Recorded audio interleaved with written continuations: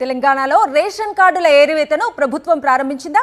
అర్హత లేని లబ్ధిదారుల లెక్కలు తీసే పనిలో పడిందా? త్వరలోనే వేల సంఖ్యలో రేషన్ కార్డుల సంఖ్య తగ్గనుందా? ఇప్పటికే జిల్లాలో ఈ ప్రక్రియ మొదలైందా అంటే అవుననే సమాధానం వినిపిస్తోంది. అర్హత లేని రేషన్ కార్డులను తొలగించే ప్రక్రియను తెలంగాణ రాష్ట్ర ప్రభుత్వం ప్రారంభించింది. ప్రజా పంపిణీ వ్యవస్థను మరింత పారదర్శకంగా మార్చడం, నిజమైన పేదలకు మాత్రమే ప్రయోజనం అందేలా చేయటమే ఈ చర్యల ప్రధాన ఉద్దేశమని అధికారులు చెబుతున్నారు. తెలంగాణలో కాంగ్రెస్ సర్కార్ అధికారంలోకి వచ్చిన తర్వాత భారీగా కొత్త రేషన్ కార్డులు మంజూరు చేసిన సంగతి తెలిసిందే. అదే సమయంలో ఫేక్, డూప్లికేట్, అర్హత లేని కార్డులపై కూడా కఠిన చర్యలు చేపట్టింది.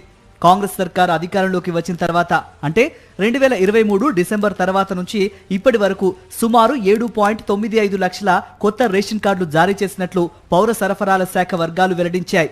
కేవలం కొత్త కార్డులే కాకుండా పాత కార్డుల్లో సుమారు 11.37 లక్షల మంది అదనపు సభ్యులను చేర్చడం ద్వారా మొత్తం 33.97 లక్షల మంది కొత్తగా లబ్ధిదారులయ్యారు.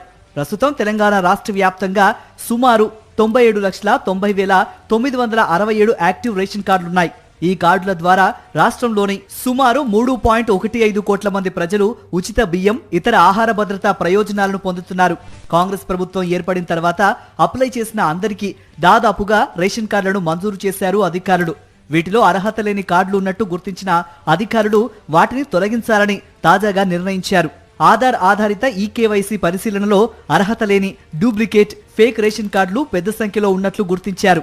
ప్రభుత్వ ఉద్యోగులు, అధిక ఆదాయం ఉన్న కుటుంబాలు, ఒకే వ్యక్తి పేరుతో 2 కార్డులు, ఇతర రాష్ట్రాలకు వలస వెళ్లిన వారి కార్డులు వంటి పలు అంశాలు ఈ శుద్ధి ప్రక్రియలో బయటపడినట్లు అధికారులు చెబుతున్నారు.